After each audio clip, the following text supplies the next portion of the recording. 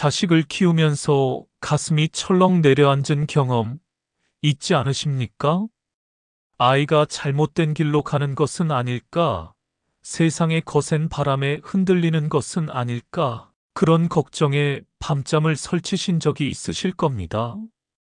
부처님께 자녀의 공덕의 마음을 기리기 위한 댓글을 남겨주세요. 부모의 마음이란 참으로 깊고도 넓은 것입니다. 내 몸이 아파도 참을 수 있지만 자식이 아프면 차라리 내가 대신 아팠으면 하는 마음, 이것이 바로 부모의 마음이 아니겠습니까? 부처님께서도 이런 부모의 마음을 누구보다 잘 아셨습니다. 부처님의 아드님 라훌라 존자를 교육하실 때도, 수많은 제자들의 부모들을 만나실 때도 부처님은 언제나 부모의 마음을 헤아리셨습니다. 오늘은 부처님께서 자식을 위해 남기신 7가지 말씀을 함께 살펴보고자 합니다. 이 말씀들은 2500년이 지난 지금도 여전히 빛나는 지혜이며 우리 자녀들이 올바르게 성장하는데 꼭 필요한 가르침입니다. 부모로서 어떻게 자식을 대해야 하는지, 자식에게 무엇을 가르쳐야 하는지 그 해답이 여기에 있습니다. 그럼 첫 번째 말씀부터 함께 살펴보시겠습니다. 첫 번째로 말씀드릴 것은 진실한 말을 가르치라는 부처님의 가르침입니다. 법구경에 이런 구절이 있습니다.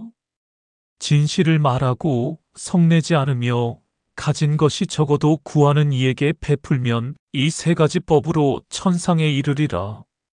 보살님들, 이 말씀이 얼마나 깊은 뜻을 담고 있습니까? 부처님께서는 자녀 교육에서 가장 먼저 강조하신 것이 바로 진실한 말입니다. 요즘 세상을 보십시오. 거짓말이 난무하고 속임수가 당연시되며 진실보다 이익이 앞서는 시대가 아닙니까? 아이들은 텔레비전과 인터넷에서 수많은 거짓 정보를 접하고 때로는 거짓말을 해야 살아남을 수 있다고 배우기도 합니다. 하지만 부처님께서는 분명하게 말씀하셨습니다. 진실을 말하는 것, 이것이 천상에 이르는 첫 번째 길이라고 말입니다. 부처님께서 아드님 라훌라를 교육하실 때의 일화가 있습니다. 라훌라가 어렸을 때 장난기가 많아서 찾아오는 사람들에게 거짓말을 하곤 했습니다. 아버지 부처님이 계신지 물으면 계시지 않는다고 하고, 계시지 않는다고 물으면 계신다고 했습니다. 어느 날 부처님께서는 세수대야에 물을 조금 남기시고 라훌라를 부르셨습니다. 이 물로 내 발을 씻어라. 라훌라가 발을 씻어드리자 부처님께서 물으셨습니다. 이 더러운 물을 마실 수 있겠느냐? 라훌라가 마실 수 없다고 대답하자 부처님께서 말씀하셨습니다. 거짓말하는 사람도 이와 같다. 아무도 그 사람을 존경하지 않으며 그 사람의 마음도 더러운 물처럼 오염되어 버린다. 이 가르침을 받은 후 라훌라는 평생 거짓말을 하지 않았다고 합니다. 불자님들, 우리 자녀들에게도 이 가르침을 전해야 합니다. 진실을 말하는 것이 때로는 불리해 보일 수 있습니다. 거짓말로 당장의 곤란함을 피할 수 있을 것 같습니다. 하지만 거짓말은 또 다른 거짓말을 낳고 결국 그 아이의 인격 전체를 오염시킵니다. 구체적으로 어떻게 가르쳐야 할까요? 먼저 부모 자신이 모범을 보여야 합니다.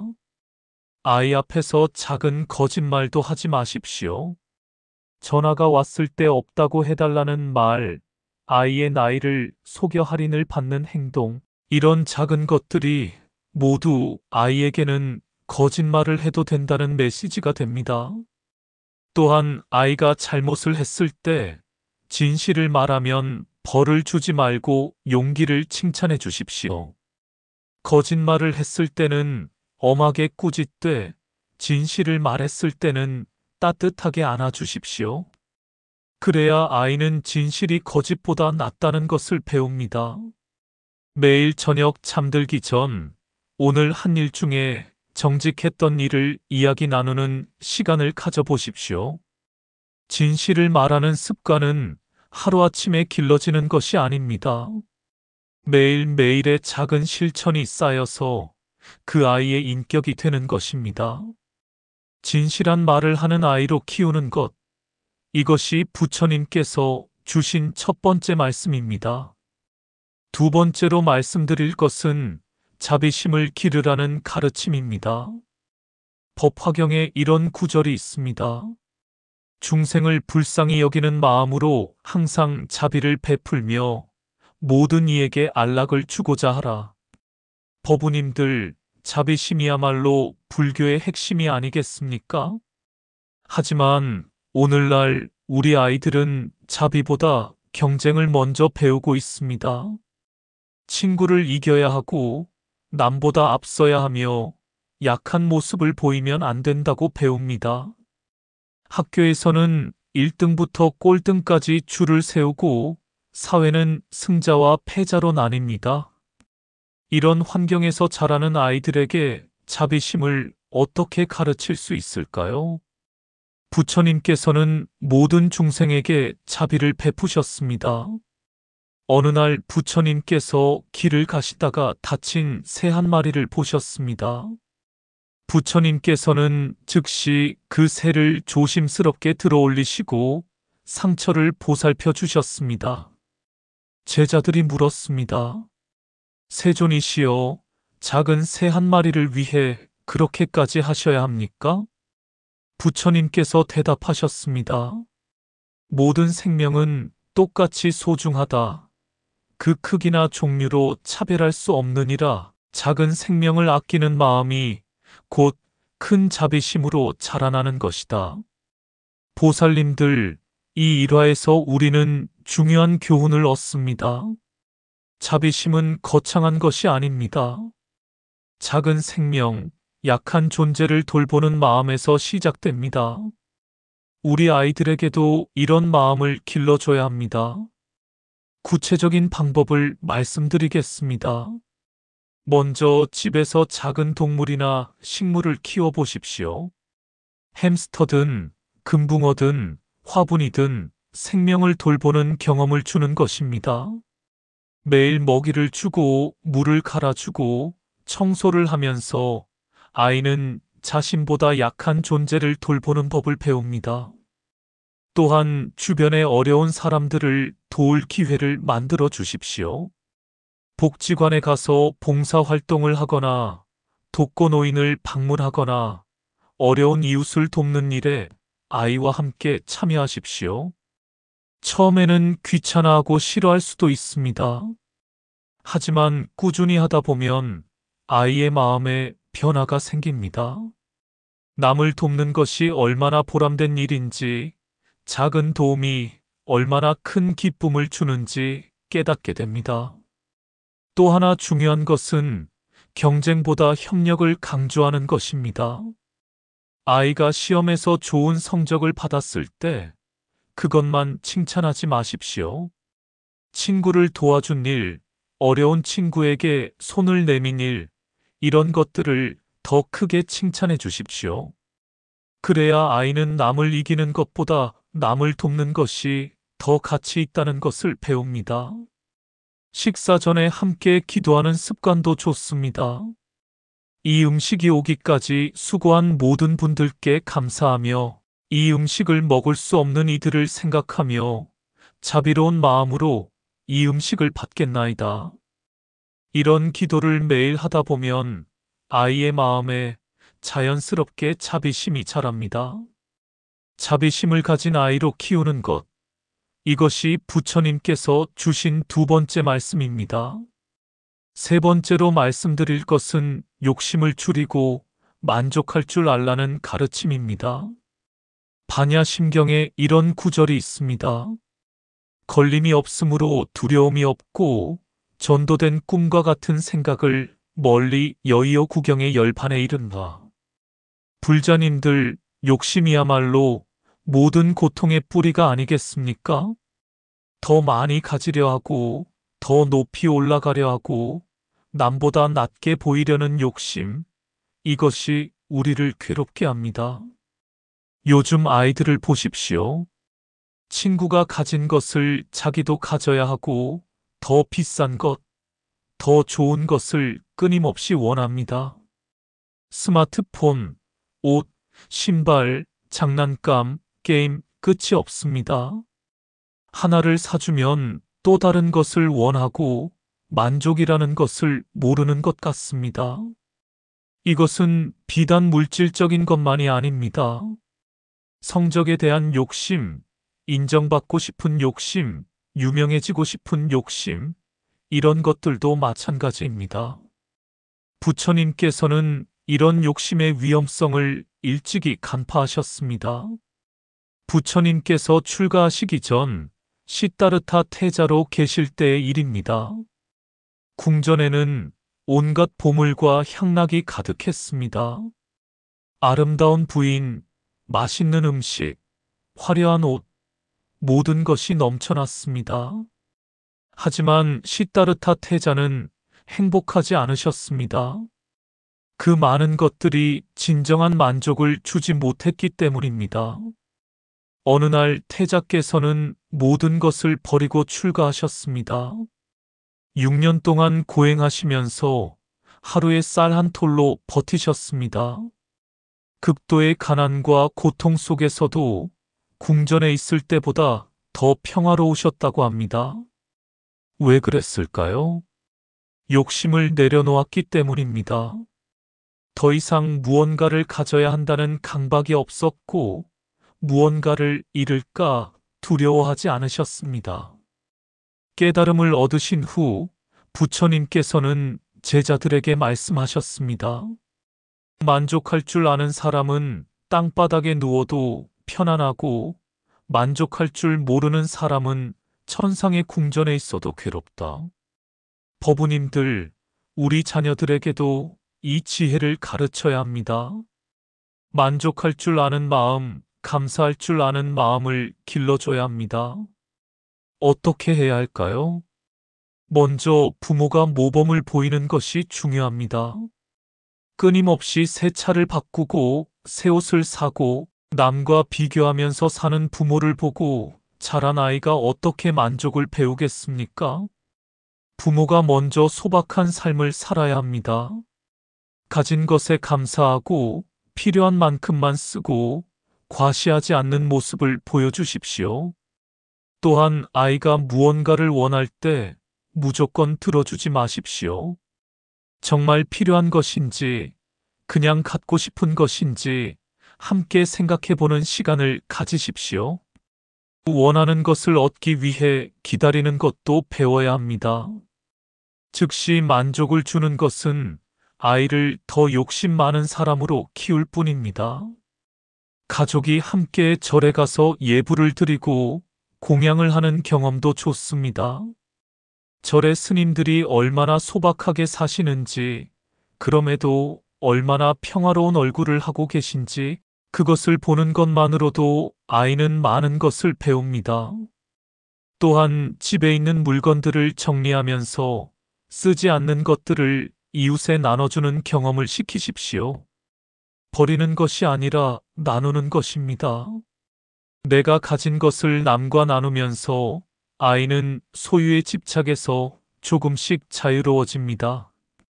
만족할 줄 아는 아이로 키우는 것. 이것이 부처님께서 주신 세 번째 말씀입니다. 네 번째로 말씀드릴 것은 부지런히 정진하라는 가르침입니다. 법구경에 이런 구절이 있습니다. 게으름은 죽음의 길이요, 부지런함은 생명의 길이다. 게으른 자는 이미 죽은 것과 같고, 부지런한 자는 영원히 죽지 않는다. 보살님들, 이 말씀이 얼마나 준엄한 가르침입니까? 부처님께서는 게으름을 죽음에 비유하셨습니다. 오늘날 우리 아이들을 보면 어떻습니까? 스마트폰과 게임에 빠져서 시간을 허비하고 해야 할 일을 미루고 편한 것만 찾습니다. 조금만 힘들어도 포기하고 노력 없이 결과를 얻으려 합니다. 하지만 부처님께서는 정진의 중요성을 늘 강조하셨습니다. 부처님께서 깨달음을 얻으시기까지의 과정을 보십시오. 29세에 출가하신 후 35세에 깨달음을 얻으시기까지 6년이란 시간을 오직 수행에만 전념하셨습니다. 하루도 쉬지 않고 한순간도 게으름을 피우지 않으셨습니다. 마침내 보리수 나무 아래에 앉으셔서 말씀하셨습니다. 깨달음을 얻지 못하면 이 자리에서 죽을지언정 일어나지 않으리라. 이런 정진 끝에 마침내 위없는 깨달음을 성취하신 것입니다. 깨달음을 얻으신 후에도 부처님은 45년간 쉬지 않고 중생을 교화하셨습니다. 80세의 고령에도 불구하고 여러 나라를 다니시며 법을 설하시고 마지막 순간까지 제자들을 가르치셨습니다. 인멸하시기 직전에도 부처님께서는 이렇게 말씀하셨습니다. 모든 것은 변하나니 게으르지 말고 정진하라. 이것이 부처님의 마지막 유언이었습니다. 불자님들, 우리 자녀들에게도 이런 정진의 자세를 가르쳐야 합니다. 하지만 주의할 점이 있습니다. 정진이라는 것이 무작정 열심히 하라는 뜻은 아닙니다. 올바른 방향으로 꾸준히 노력하는 것을 의미합니다. 어떻게 가르쳐야 할까요? 먼저 아이에게 명확한 목표를 세우도록 도와주십시오. 막연하게 열심히 하라고만 하지 말고 구체적인 목표를 정하는 것입니다. 오늘은 이 책의 이 부분까지 읽겠다. 이번 주에는 이 과목을 복습하겠다. 이런 식으로요. 그리고 그 목표를 달성했을 때 함께 기뻐해 주십시오. 또한 규칙적인 생활 습관을 길러주는 것이 중요합니다. 일찍 자고 일찍 일어나는 습관, 정해진 시간에 공부하는 습관, 꾸준히 운동하는 습관, 이런 것들이 모두 정진의 기초입니다. 스님들이 왜 새벽 3시에 일어나 예불을 드리는지 아십니까? 규칙적인 생활이야말로 수행의 기본이기 때문입니다. 우리 아이들도 마찬가지입니다. 또한 작은 성취를 통해 성공의 경험을 쌓게 해주십시오. 처음부터 큰 목표를 세우면 좌절하기 쉽습니다. 작은 목표부터 시작해서 하나씩 이뤄가다 보면 자신감이 생기고 더 큰 목표에 도전할 용기가 생깁니다. 그리고 중요한 것은 과정을 칭찬하는 것입니다. 결과만 보고 칭찬하지 마십시오. 열심히 노력한 그 과정 자체를 인정해주고 격려해 주십시오. 비록 결과가 좋지 않더라도 꾸준히 노력한 것 자체가 훌륭한 것이라고 말해 주십시오. 명상이나 절 수행도 좋은 방법입니다. 108배를 하루에 한 번씩 하는 것만으로도 정진의 자세를 배울 수 있습니다. 처음에는 10배도 힘들지만 꾸준히 하다 보면 108배를 할 수 있게 됩니다. 이 과정에서 아이는 인내와 정진을 몸으로 배우게 됩니다. 부지런히 정진하는 아이로 키우는 것, 이것이 부처님께서 주신 네 번째 말씀입니다. 다섯 번째로 말씀드릴 것은 지혜롭게 생각하고 판단하라는 가르침입니다. 금강경에 이런 구절이 있습니다. 모든 유의법은 꿈과 같고 환상과 같으며 물거품과 같고 그림자와 같으며 이슬과 같고 번개와 같으니 마땅히 이와 같이 관찰할지니라. 법우님들, 이 말씀은 무엇을 의미합니까? 세상 모든 것은 변하며 영원한 것은 없다는 뜻입니다. 하지만 동시에 이것은 지혜의 눈으로 세상을 바라보라는 가르침이기도 합니다. 겉으로 드러난 모습에 현혹되지 말고 본질을 꿰뚫어보는 지혜를 가지라는 것입니다. 요즘 세상은 정보의 홍수입니다. 하루에도 수없이 많은 정보가 쏟아지고 무엇이 진실이고 거짓인지 분간하기 어렵습니다. 특히 인터넷과 SNS에는 가짜 뉴스가 넘쳐나고 왜곡된 정보가 사실인 것처럼 퍼집니다. 우리 아이들은 이런 환경에서 자라고 있습니다. 그렇기에 더욱 지혜로운 판단력이 필요합니다. 부처님께서는 언제나 제자들에게 스스로 생각하고 판단할 것을 강조하셨습니다. 어느 날 칼라마족 사람들이 부처님께 찾아와 물었습니다. 세존이시여, 많은 수행자들이 우리 마을에 와서 각자 자신의 가르침만이 옳다고 합니다. 누구의 말을 믿어야 합니까? 부처님께서 대답하셨습니다. 칼라마족이여, 전통이라고 해서 믿지 말고, 소문이라고 해서 믿지 말고, 경전에 있다고 해서 믿지 말고, 논리적이라고 해서 믿지 말며, 추론이라고 해서 믿지 말고, 이치에 맞는다고 해서 믿지 말며, 견해와 일치한다고 해서 믿지 말고, 말하는 사람이 존경받는다고 해서 믿지 말라. 그러면 무엇을 믿어야 합니까? 부처님께서 말씀하셨습니다. 너희 스스로 알아서 이것은 나쁜 것이고 비난받을 것이며 지혜로운 이들이 배척하는 것이고 받아들이면 해롭고 괴로움을 낳는 것이라고 판단될 때 그것을 버려라. 그리고 스스로 알아서 이것은 선한 것이고 비난받지 않으며 지혜로운 이들이 칭찬하는 것이고 받아들이면 이롭고 행복을 낳는 것이라고 판단될 때 그것을 받아들여라. 보살님들, 이것이 바로 부처님께서 가르치신 지혜입니다. 맹목적으로 믿지 말고 스스로 생각하고 판단하라는 것입니다. 우리 자녀들에게도 이런 지혜를 길러줘야 합니다. 어떻게 해야 할까요? 먼저 아이가 질문하는 것을 장려하십시오. 뭐든지 의심 없이 받아들이는 아이는 남에게 쉽게 속습니다.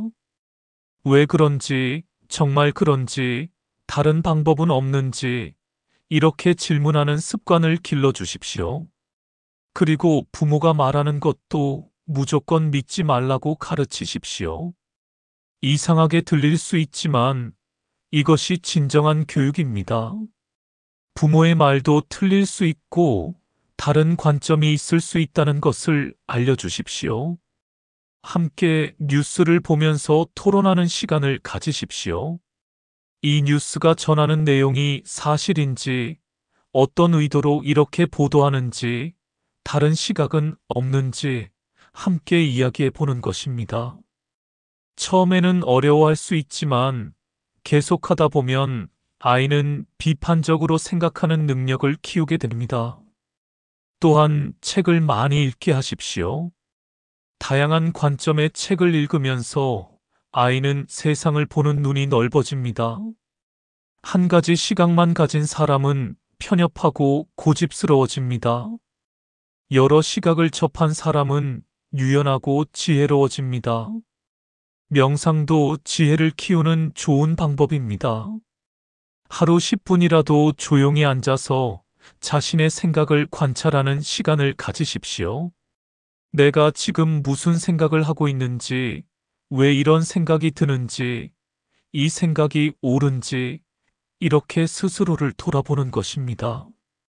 이것이 바로 관의 수행입니다.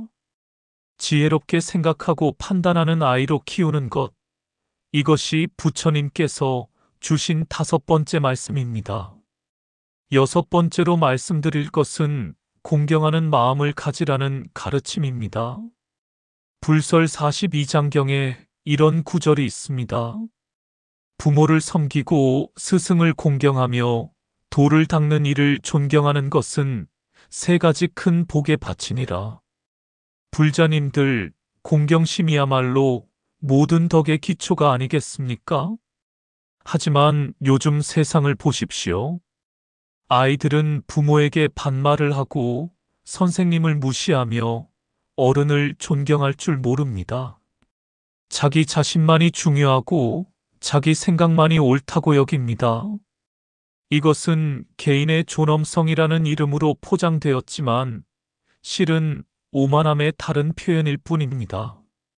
부처님께서는 공경하는 마음의 중요성을 늘 강조하셨습니다. 부처님께서도 출가하시기 전에는 부모님을 지극히 모셨습니다. 특히 어머니 마야 부인께서 출산 후 7일 만에 돌아가시자 이모인 마하파자파티 고타미가 부처님을 키우셨습니다. 부처님께서는 깨달음을 얻으신 후에도 양어머니를 잊지 않으셨습니다. 비록 여성의 출가를 처음에는 허락하지 않으셨지만 양어머니의 간절한 청으로 여성 승단을 만드셨습니다. 이것은 부처님께서 양육의 은혜를 얼마나 깊이 새기고 계셨는지를 보여줍니다. 또한 부처님께서는 돌아가신 어머니를 위해 도리천에 올라가 석 달 동안 설법하셨습니다. 아들로서 어머니를 위해 할 수 있는 최고의 효도를 하신 것입니다. 부처님께서는 제자들에게도 부모 공양을 강조하셨습니다.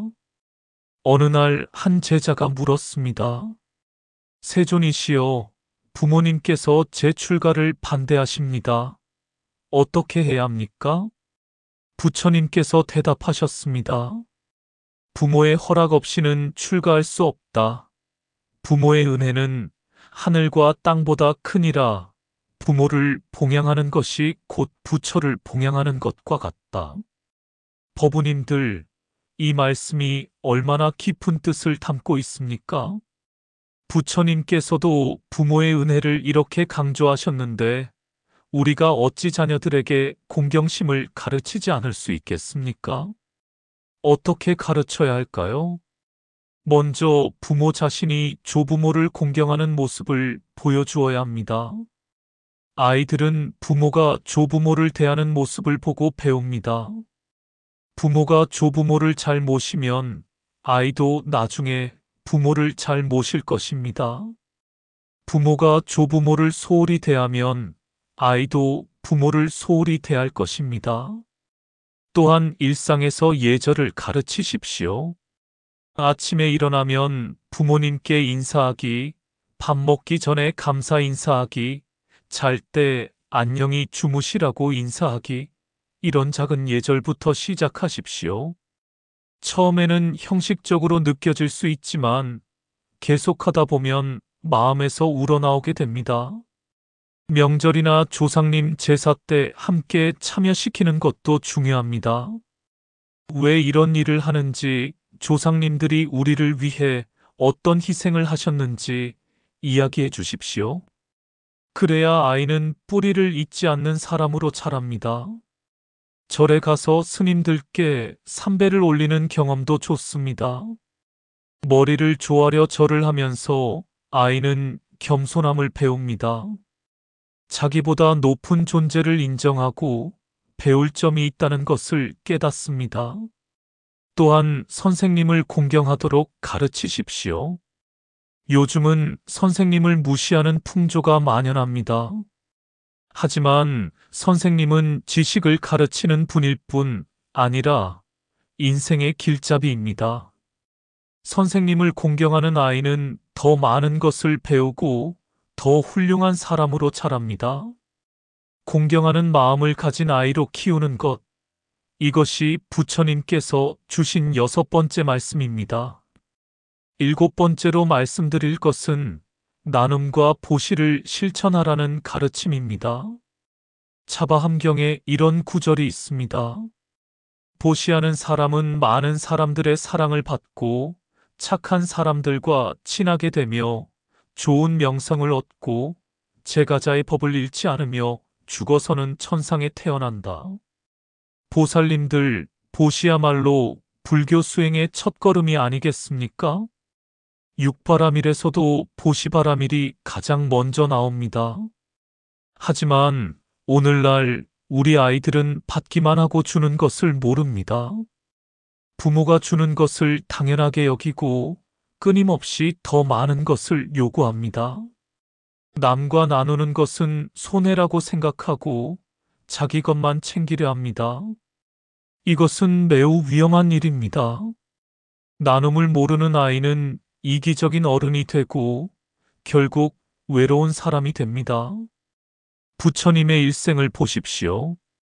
깨달음을 얻으신 후 부처님께서는 그 지혜를 혼자만 간직하지 않으셨습니다. 45년 동안 쉬지 않고 중생들에게 법을 설하셨습니다.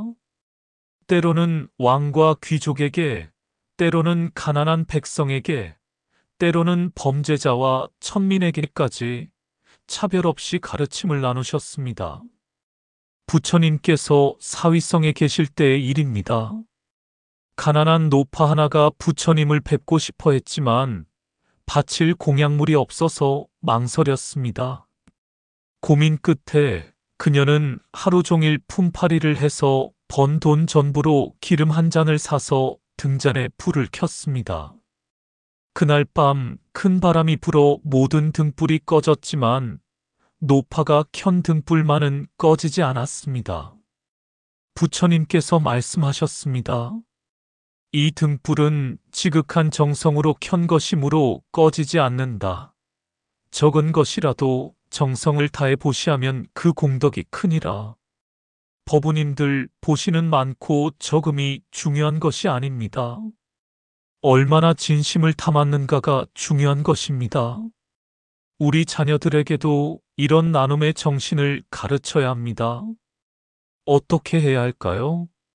먼저 용돈의 일부를 저축하고 일부는 나눔에 쓰도록 가르치십시오. 예를 들어 용돈을 받으면 3등분해서 하나는 저축, 하나는 나눔, 하나는 자기가 쓰도록 하는 것입니다. 처음에는 억지로라도 하게 만들어야 합니다. 하지만 계속하다 보면 습관이 되고 나중에는 자발적으로 하게 됩니다. 명절 때 받은 세뱃돈의 일부를 어려운 이웃을 위해 기부하게 하는 것도 좋습니다. 자기가 받은 것을 남과 나누는 경험을 통해 아이는 나눔의 기쁨을 배웁니다. 또한 물질적인 보시뿐 아니라 무예시와 법시도 가르치십시오. 무예시란 두려움을 없애주는 것입니다. 친구가 어려움에 처했을 때 함께 있어주고 위로해주고 용기를 주는 것입니다. 법시란 좋은 가르침을 나누는 것입니다. 자기가 알고 있는 좋은 지식이나 경험을 친구들과 나누는 것입니다. 절에 가서 불우이웃 돕기 행사에 참여하거나 무료 급식소에서 봉사하는 것도 좋은 경험입니다. 첫째, 진실한 말을 가르치라. 둘째, 자비심을 기르라. 셋째, 욕심을 줄이고 만족할 줄 알라. 넷째, 부지런히 정진하라. 다섯째, 지혜롭게 생각하고 판단하라. 여섯째, 공경하는 마음을 가지라. 일곱째, 나눔과 보시를 실천하라. 이 7가지 가르침은 2500년 전에도 진리였고 지금도 진리이며 앞으로도 영원히 진리일 것입니다. 우리 자녀들이 이 가르침대로 자란다면 그들은 바르고 훌륭한 사람이 될 것입니다.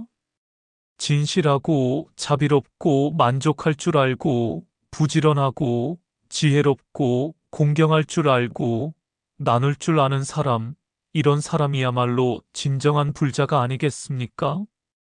보살님들, 자녀를 키우는 것은 쉬운 일이 아닙니다. 때로는 힘들고, 때로는 좌절하고, 때로는 포기하고 싶을 때도 있을 것입니다. 하지만 포기하지 마십시오. 부처님께서 우리에게 주신 이 지혜를 믿고 하루하루 최선을 다하십시오. 완벽한 부모는 없습니다. 하지만 최선을 다하는 부모는 있습니다. 실수해도 괜찮습니다. 다시 일어나서 계속 나아가면 됩니다. 자녀를 키우는 것은 수행입니다. 자녀를 통해 우리도 배우고 성장하고 깨달음에 이르는 것입니다. 그러니 자녀를 부담으로 생각하지 마시고 수행의 동반자로 여기십시오. 부처님께서 우리 곁에 계십니다. 부처님께서 우리 자녀들을 지켜주시고 올바른 길로 인도해 주실 것입니다. 우리는 단지 부처님의 가르침을 따라 최선을 다하면 됩니다. 이 영상이 도움이 되셨다면 좋아요 버튼을 눌러주시고 구독과 알림 설정도 부탁드립니다. 여러분의 자녀 교육 경험이나 고민이 있으시면 댓글로 나눠주십시오. 함께 이야기하고 함께 배우며 함께 성장해 나갑시다. 모든 불자님들의 가정에 평화가 깃들기를 기원합니다. 모든 자녀들이 부처님의 가르침 속에서 바르게 성장하기를 기원합니다. 나무 석가모니 불, 나무 아미타불, 옴마니 padme hum. 이 공덕을 회양하여 모든 중생이 함께 부처님의 지혜를 얻기를 바랍니다. 고맙습니다, 불자님들.